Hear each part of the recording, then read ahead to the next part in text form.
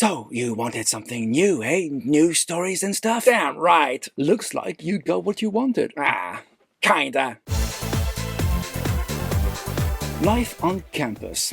Not something we really explored before in Star Trek. It's nothing new, mind. We've seen that sort of thing many times in other shows and movies. True, it's hard to come up with something truly original nowadays, but I think they're striking an interesting balance here. This is a show aimed at a younger demographic, so we're really not catered for here. But despite that, and even though I felt the episode was too long, I did mostly enjoy the ride. So what we have is a prank war between the War College and Starfleet Academy. Started by the War College? Well, they're kind of pissed because now they have to share their campus with the new kids on the block. Except the Academy was there first. True, but it had been disbanded for over a century. And actually, there's not that much pranking going on, as the bulk of the episode is about who will be class captain. And that was all rather predictable, if you ask me. Did anyone ask you, that is? Why, you wouldn't be here if you didn't want to hear my opinion, huh? There's a lot of classic stuff we've seen a million times before. A team losing, then changes tactics and wins. Someone desperate to win, then realizes winning isn't all it's cracked up to be and is happy finding their place despite all that.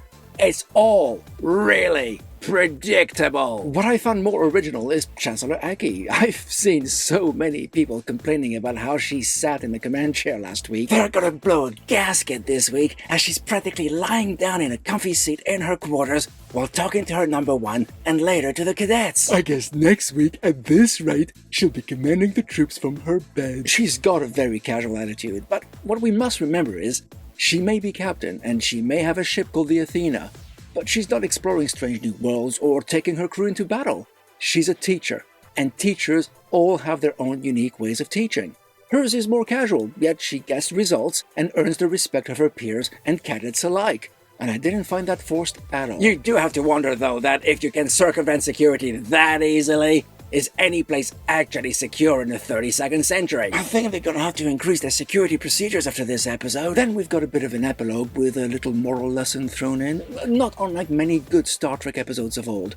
It was a bit obvious, true, but then again, sometimes stuff needs to be obvious. What about having a 23rd century engineer not only teaching physics in the 32nd century, but also being involved in arranging war games? Yeah, that wasn't expected at all. Don't get me wrong, I like Tig as an actor, she's really good and her delivery is excellent. It's just weird having her as a character here. As weird as dating Lura Thok? I have to admit, I did not see that one coming. But hey, infinite diversity and infinite combinations, right? Like a pacifist Klingon. Exactly that. Why should every member of a species act the same? Now, I know we've seen a handful of different Klingons over the years, but by and large, the overwhelming majority have been warriors. Having a pacifist Klingon is fresh and new, and truth be told, I really like him. Still don't like Sam, but primarily because of her inconsistency. She's a hologram, so phaser fire goes right through her, but only when it's necessary for the plot. During the war games, you only get put into the penalty box if you've been shot and transported there. Yet we see Sam in there multiple times, but for the final game, that doesn't happen, and they win because shots pass through her. Makes no sense. So I guess this was a case of it happening so the story could happen. That was just crap writing is what it was.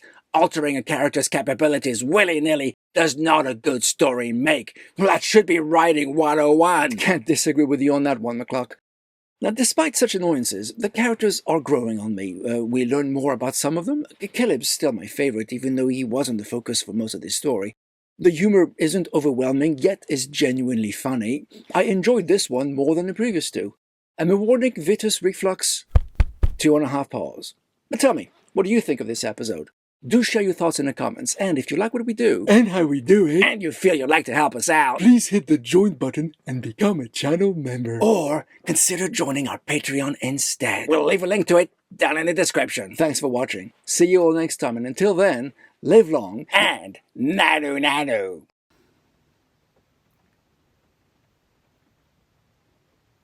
What I found more original is Chancellor Aki. What I found more original is... Okay, yeah.